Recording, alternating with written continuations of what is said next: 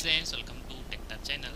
Today I am going to show you in this video how to fix Windows Defender. This program is blocked by group policy error code 0x800704ec. So before we start the video, please subscribe my channel for more latest video.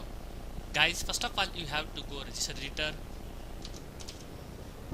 click on S, then double click on HKEY local machine, then double click on software, then search here policies, double click on policies, double click on Microsoft, right click on default, click on modify. Here you type value data 0, then click on OK. After doing this, close this window. After doing this, restart your PC or laptop, fix your problem. So in this way you fix this problem.